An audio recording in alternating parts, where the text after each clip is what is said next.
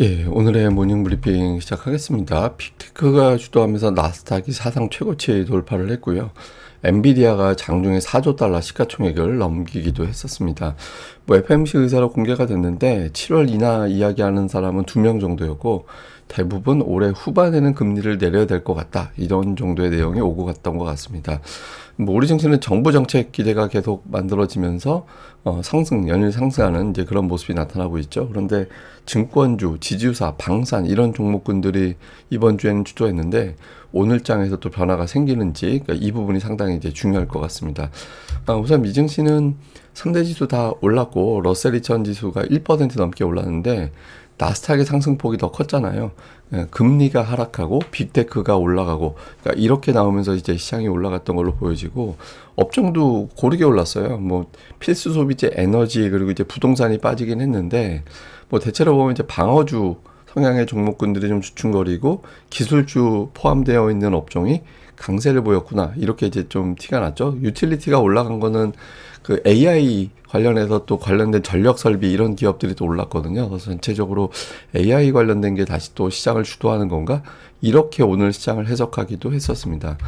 중요한 뉴스들을 좀 보면 우선 백악관이 필리핀을 비롯해서 추가로 7개국에 대해서 서한을 발송했다. 이런 내용들을 공개하기도 했거든요. 근데, 우리나라하고 일본 서한 발송했을 때 시장이 좀 밀렸었잖아요. 근데 이게 더 이상 밀리진 않고는 있습니다. 왜냐면 이제 어차피 이게 결론이 아니라 협상할 거니까. 이렇게 이제 시장에서는 해석을 하고 있고, 그리고 대부분의 증권사들이 대체로, 결국에는 아마 협상이 될 거다. 이렇게 해석을 했습니다. 그리고 이번에 이제 8월 1일로 연장을 했잖아요. 그러니까 사실상 우리가 지금 돌이켜보면 7월 9일 전후에서 엄청난 일이 벌어질지도 모른다 이런 걱정을 했었는데 8월 1일로 사실상 협상이 연장이 된 거죠. 이게 베센트가 주장을 했다라는 거예요. 그래서 유럽연합하고 인도하고 협상을 하고 있는데 뭔가 진척이 나가고 있어서 굳이 문을 닫으면 안 될 것 같다. 조금 시간이 필요해. 이렇게 요청을 했고 그걸 이제 트럼프가 받아들인 거다. 이런 식의 어떤 이야기도 나오고 있습니다. 근데 어쨌든 부정적인 어떤 영향을 줄 가능성도 계속 제기가 되고 있는데 그 에버코어에서는 이 관세에 따른 영향이 결국에 나타날 거라서 소매업체들 이게 아마존이라든가 월마트라든가 이런 거 얘기하는 거거든요. 그러니까 이런 업체들은 향후에 가격 변수에 의한 어떤 매출 감소 이런 것들 주의해야 된다. 그러니까 이런 주장도 있었습니다. 그리고 오늘 이제 FMC 의사로 공개가 됐거든요. 7월에 인하한다라는 사람은 두 사람. 그러니까 크리스토퍼 월러하고 이제 미셸 보우만으로 추정이 되는데 두 사람 정도였고 대부분의 참석자는 올해 후반 정도의 금리를 내리는 게 합리적이다 이렇게 생각을 하고 있다라는 겁니다. 그리고 관세에 따라서 이 고용, 인플레이션 영향이 이제 진행될 것을 우려하고 있고 향후에 고용시장 둔화라든가 이렇게 이제 경제에 영향을 미칠 수 있다 이렇게 이제 걱정을 하고 있다라는 거예요. 근데 어쨌든 지금 상태가 유지가 된다라면 연말 정도에는 올해 후반 정도에는 금리 인하를 시작해도 될 것 같은데라고 생각은 하고 있다. 이 내용이 이제 나왔습니다. 그리고 특징적인 게 올해 액티브 펀드의 자금이 전년 대비 많이 늘었다라고 합니다. 그러니까 57% 늘었는데 반면에 이제 패시브 펀드는 줄었다. 이게 두 개 차이는 뭐냐면 액티브는 이쪽이 수익이 잘 나는 것 같은데 라고 생각을 하면 그쪽의 비중을 갑자기 확 늘리면서 그러니까 막 쫓아다니면서 투자하는 거예요. 그렇지 올해 증시가 아주 좋을 때 그러니까 이럴 때 이제 이렇게 투자자들이 액티브 펀드 쪽에 자금을 넣게 되는데 활성화가 되고 있다라는 거고 반면에 이제 패시브 펀드는 그냥 지수 추정 나는 그냥 지수만큼만 수익을 냈으면 좋겠어 이렇게 생각하는 사람들이 많을 때 패시브 쪽 비중이 높아지거든요. 근데 지금 보면 액티브 쪽에 자금이 훨씬 더 많이 늘어나고 있고 오히려 패시브는 줄고 있잖아요. 그래서 시장의 어떤 변동성도 크지만 강세장에 대한 자신감이 좀 있나 보다. 그러니까 이렇게도 추정이 되는 것 같습니다. 근데 어쨌든 오늘 주요 국가에 대해서 서한이 추가로 발송이 돼서 국가별 서한상 이제 표기된 어떤 관세율은 이 정도, 현재까지는 이 정도로 됩니다. 우리나라가 좀 낮은 축에 들어가죠. 그러니까 필리핀이 제일 낮긴 한데, 필리핀은 원래 17% 부과한다고 했다가 20%로 높였어요. 예, 그리고 이제 마감하고 나서 브라질의 관세 50% 부과한다고 했는데, 브라질은 미국이 무역 흑자 보고 있는 나라 아닌가 모르겠는데, 하여간 브라질, 개별적으로 어떤 뭐 정책, 이게 지금 정적인 이유로 브라질 관세 높인다라고 이야기를 한 건데, 하여튼 개별적으로 발표하는 국가들도 일부는 좀 있는 것 같습니다. 근데 일단 오늘 같은 경우는 영향은 없었다, 이렇게 보면 될 것 같고, 그리고 시장에서는 오늘 FOMC 의사록도 있었습니다만은 파월 후임 이런 것들 이야기 계속 나오고 있잖아요. 그래서 오늘 같은 경우는 파월 의장 다음이 누가 될 거냐 이런 것들도 많이 화제가 되고 있는데, 뭐 캐비넷이라든가 뭐 이번에 베센트 장관이라든가 이런 사람들이 후임으로 검토되고 있다고 하죠. 근데 누가 되더라도 금리 인하를 곧바로 주도하는 건 어렵다라고 이야기를 하는 거예요. 왜냐하면 그 구조 자체가 FOMC 회의에 19명이 참석을 하죠. 그리고 12명이 표결을 하거든요. 그러니까 12명이 표결을 해가지고 이제 그 지역 연준 의장들에게는, 총재들한테는 돌아가면서 이제 투표권이 뭐 부과가 되니까, 그 중에서 이제 하여튼 12명이 이제 투표를 하는 이제 그런 방식으로 진행이 되죠. 근데 이제 문제는 뭐냐면, 이 사람이 어떻게 금리를 예상을 하고 어떻게 경제 성장을 예상하는지 점도표를 찍잖아요. 그게 익명이에요.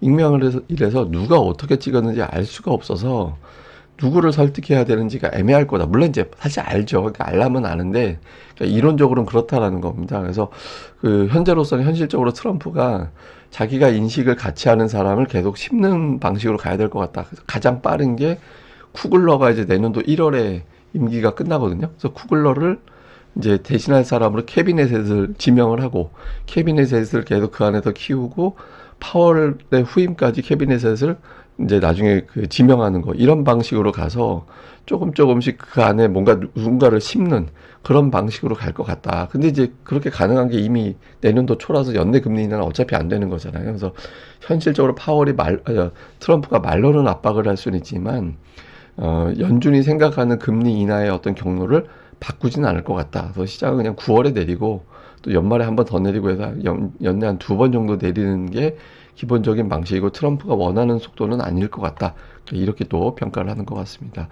특징주로는 오늘 단연 엔비디아, 엔비디아가 특징주로 부각될 수밖에 없죠. 그러니까 장중에 시가총액 4조 달러 넘어갔었거든요. 근데 이제 보면 오늘 빅테크가 대부분 다 올랐잖아요. 테슬라 빼고 다 올랐죠. 브로드컴 2.2%, 향후에 그 엔비디아보다 오히려 브로드컴을 주목해야 된다, 이런 분석 보고서가 나왔거든요.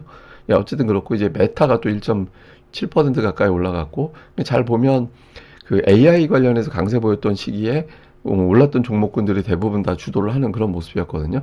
그래서 엔비디아가 장중에 시가총액 4조 달러 넘어갔다가 종가로는 3조 9,740억 달러로 이제 끝나긴 했는데, 어쨌든 사상 최초로 시가총액 4조 달러 넘어간 종목, 이렇게 이제 또 부각이 됐죠. 또 주도했고, 그 외에 뭐 특징적으로 올라간 종목군들은 보면 뭐 이렇게 뭐 보잉이 오늘 6월에 판매량 증가됐다라고, 인도량 증가했다고 해서 올라간 거 있었고, 그 에너지라든가 전력 소비라든가 이제 이런 종목군들, 그러니까 에너지 중에서도 우리가 보통 전통의 석유 쪽 캐내고 이런 종목들보다는 전력 쪽에 가까운 그런 종목군들이 상대적으로 더 강했고요. 그다음에 제약 바이오 계열의 종목군들이 선별적으로 또 올라가는 그런 모습을 보인 게 특징이었습니다.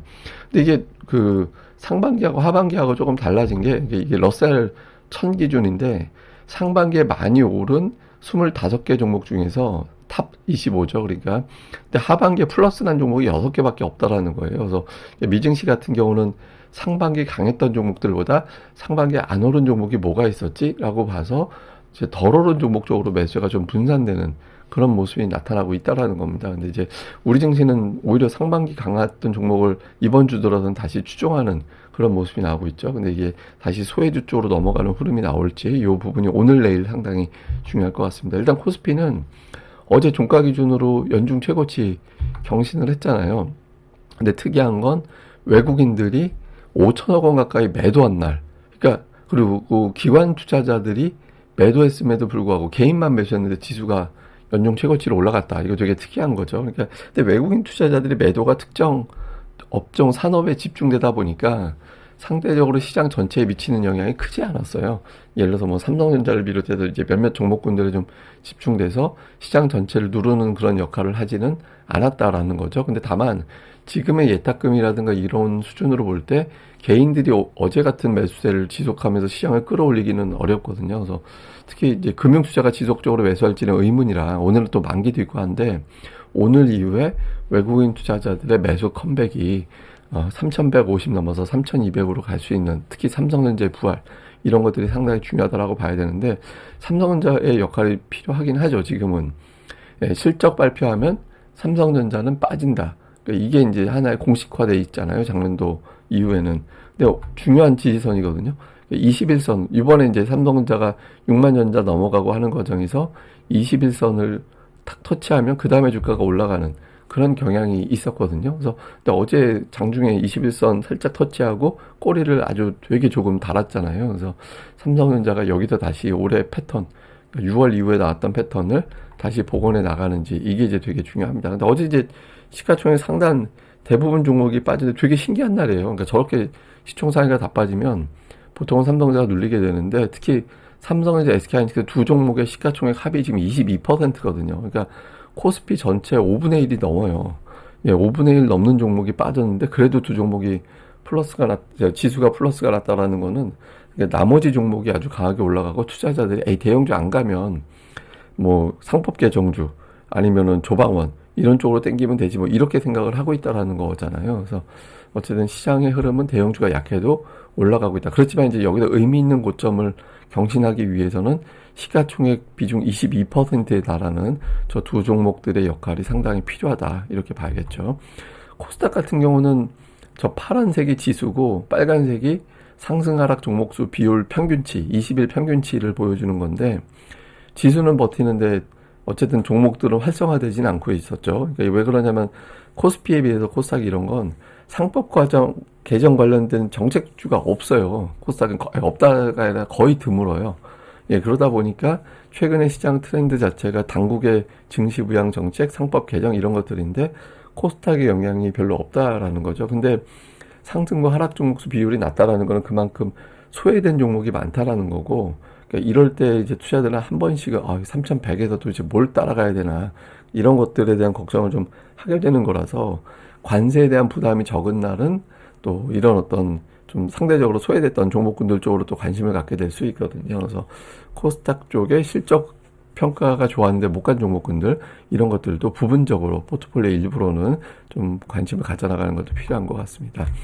예, 근데 이제 증시의 따끔 같은 경우는 70조 원 넘어간 다음부터 그때가 피크가 되고, 이제 그때 이제 70조 원 넘어갈 때도 제가 이제 같은 말씀 드렸던 것 같은데, 추세로는 예탁금이 늘어나는 건 맞는데 월말 월초에는 이제 좀 변동성이 커서 그 수치를 빼고 봐야 된다. 그래서 요 위에 탁 올라갔던 거를 빼고 보면 완만하게 증가는 하고 있어요. 근데 폭발적인 증가는 아니다라고 봐야 되거든요. 그래서 개인들이 지속적으로 시장을 주도할 정도는 아니다. 그러니까 뭐 기관 외국인들이 주도할 때 그런 업종을 따라붙어서 추격 매수하는 정도는 되지만 주도할 정도는 아니어서 여전히 기관 외국인 투자자들의 종목들, 이 부분에 좀 집중하는 게 현실적이다, 이렇게 보면 되겠습니다. 근데 어쨌든 관세 영향이 뉴스 나오면 영향은 단기로만 받아요. 근데 지금 증시의 당국 정책은 추세로 반영되고 있는 그런 상황이잖아요. 그래서 주식시장은 이렇다고 시원하게 쭉쭉 올라가지 못하고 조정도 병행하면서 움직이는 게 특징이긴 하죠. 근데 이제 어쨌든 조정 나올 때마다 좀 그거는 위기보다는 기회, 또는 이제 업종을 어떻게 바꿔 타야 되지, 이런 걸로 활용하는 게 맞다. 그리고 이제 오늘이 옵션 만기일인데 외국인 투자자들의 포지션은 일단 나쁘진 않았거든요. 근데 이제 중요한 건 현물이죠. 현물이면서 동시에 5대 업종, 전기, 전자, 자동차, 그러니까 운수, 장비, 철강, 화학, 금융, 이 중에서 4개 이상 매수하면서 외국인들이 주도하는 게 가장 이상적인 장세인데, 뭐 그런 구도가 나오는지. 그리고 삼성전자 자사주 매입이 시작이 됐잖아요. 하루에 100만 주 정도 매수하고 있는데, 원래 뭐 삼성전자 자사주 매입하는 게 엄청난 변수가 되진 않는데, 어쨌든 6만 전자 그리고 21선 사수가 되느냐, 그리고 아직까지는 박스권에 머물고 있는 코스닥이 800 넘어가면서 지수 기준으로 새로운 어떤 고점 경신이 되느냐, 그러니까 이 부분, 그러니까 이걸 좀 살펴보는 게 필요할 것 같습니다. 근데 이게 우리나라 증시가 좀 그렇긴 해요. 그러니까 S&P 500이 뭐 1달러에 S&P 500에 투자했다면 어떤 가치로 변했을까? 뭐 근데 이게 38달러 됐다라고 얘기를 하는데, 제가 이제 지수만 그냥 딱 보면 1988년 종가가 S&P 500이 277포인트였거든요. 근데 지금 6225포인트 돼 있어요. 근데 코스피가 그때 907포인트였는데 3133포인트가 됐죠.